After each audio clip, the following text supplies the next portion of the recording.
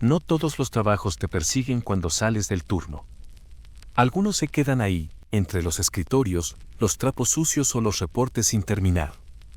Pero hay trabajos que se te pegan a la piel, que te respiran en la nuca incluso cuando llegas a casa. Yo trabajé en una funeraria al sur de la Ciudad de México por casi 5 años. Y desde entonces, nunca volví a dormir igual. La funeraria era un edificio discreto, casi camuflado entre locales cerrados y árboles resecos. 2 pisos.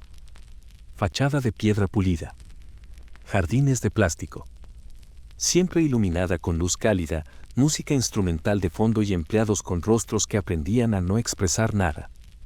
Un lugar donde todo debía parecer en paz. Pero bastaba cruzar el umbral y quedarse una noche, para entender que ahí dentro, la paz era una mentira decorativa. Desde el principio me dijeron que ese trabajo no era para todos. Turnos nocturnos. Ambiente pesado. Contacto con cadáveres. Pero la paga era buena y yo necesitaba el dinero. Entré como auxiliar nocturno. Vigilancia interna, limpieza ligera, apoyo en traslados, cerrar salas, revisar que nada se moviera del lugar. Eso último lo decían medio en broma, pero no tanto. En las primeras semanas, lo más difícil fue acostumbrarse al silencio. No un silencio común. Un silencio denso, como si el aire se hiciera más grueso de noche. Un vacío que parecía llenarse con cosas que no se veían, pero se sentían. A veces, el zumbido de los fluorescentes sonaba como un lamento bajo. Otras, el rechinar de una puerta mal cerrada bastaba para helarte la sangre, pero aún así, nada me preparó para lo que pasó esa noche. Era un jueves. Lo recuerdo bien porque la ciudad estaba cubierta por una neblina rara. A eso de la medianoche, llegó una familia con el cuerpo de un niño. 6 años. Muerte súbita por insuficiencia respiratoria. Lo recibimos con el protocolo de siempre. Firma de papeles, verificación de documentos, preparación del cuerpo. Lo que me llamó la atención no fue el niño, sino los padres. No lloraban. No gritaban. No mostraban rabia ni negación. Solo miedo. Una especie de urgencia por deshacerse del cuerpo. Como si no quisieran pasar ni un segundo más cerca de él. Como si quisieran que lo guardáramos lo antes posible. El técnico lo preparó con más cuidado del habitual. Vestido blanco, zapatos pulcros, cabello peinado con una raya lateral. Parecía dormido. Lo colocamos en la sala 2, una de las más alejadas. Esa sala siempre tuvo algo raro. La luz titilaba sin razón, el aire acondicionado fallaba solo ahí, y la puerta tenía un rechinido que no se podía reparar. Por más aceite que usáramos, esa misma noche empezó todo. Cerca de las 2 de la mañana, mientras hacía mi ronda, escuché algo. Al principio pensé que era mi imaginación. Pero no, era real. Una risa. Corta, aguda, como la de un niño pequeño. Provenía del fondo, cerca de la sala 2. Me quedé quieto, con los latidos en el oído. Revisé el televisor de recepción. Apagado. El edificio estaba completamente vacío, salvo por mí y otro compañero dormido en la oficina. Me acerqué a la sala. La puerta estaba entreabierta. Yo mismo la había cerrado. Entré. El ataúd estaba abierto. No del todo. Solo la tapa superior. Lo suficiente para ver el rostro del niño. Pero había algo extraño. El cuerpo ya no tenía las manos cruzadas sobre el pecho. Ahora estaban a los costados. Como si se hubieran movido. O como si alguien las hubiera colocado así. Volví a cerrarlo, tratando de mantener la calma. Revisé las cámaras. Justo entre la 1:48 y las 2:01 hubo un corte de señal. Pantalla negra. Nunca había pasado. La fecha, el reloj y los registros, todo en blanco durante esos minutos exactos. Me sentí observado. Como si alguien me respirara detrás del cuello. Pero estaba solo, volví a mi rutina. Me convencí de que había sido una coincidencia. Me equivoqué. Una noche, mientras barría los pasillos de mármol, ya casi al final del turno, escuché unos golpecitos. Suaves. Constantes. como si alguien estuviera tocando madera con los nudillos.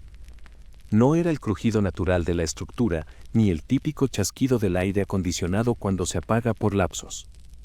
Esto era rítmico. 3 golpes, una pausa, 3 golpes más. Preciso.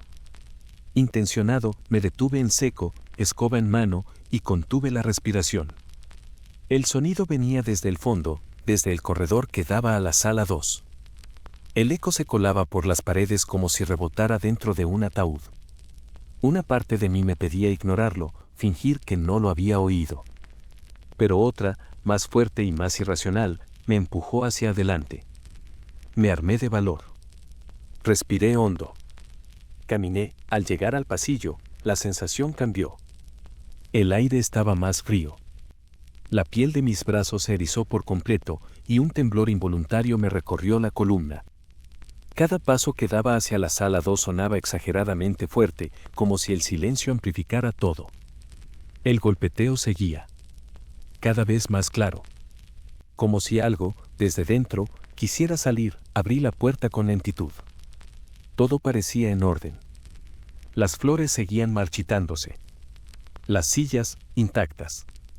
Pero al fondo, el féretro de muestra, ese que jamás debía abrirse, parecía distinto.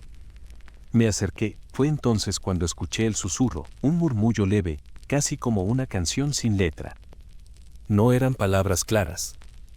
Era una especie de canturreo infantil, hecho con una voz que parecía provenir desde dentro del ataúd cerrado. Era un sonido mojado, como si quien hablaba tuviera la garganta llena de líquido. Inhumano. Frío. Persistente. Me quedé paralizado.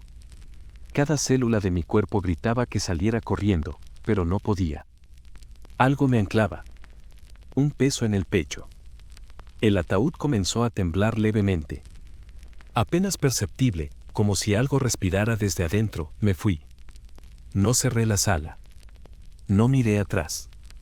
Caminé hasta la oficina, cerré la puerta, apagué la luz y esperé al amanecer. Días después, otro evento confirmó que no era solo mi mente. Una madrugada, un nuevo compañero, José, corrió al baño, encerrándose durante más de 1 hora. Cuando salió, estaba blanco como el yeso.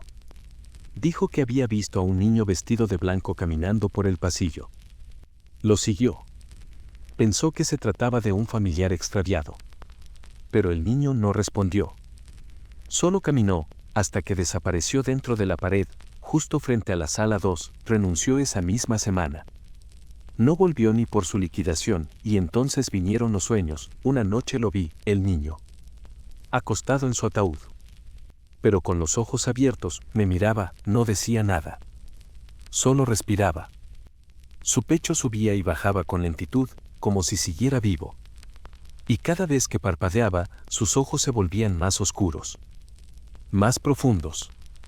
Hasta volverse completamente negros. En el último instante, se incorporaba. Se sentaba en el ataúd, me señalaba, y sonreía, no con dulzura.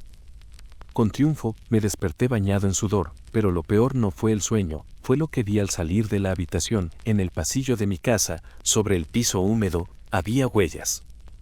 Huellas pequeñas. De zapatos infantiles. Marcadas perfectamente sobre el suelo recién trapeado.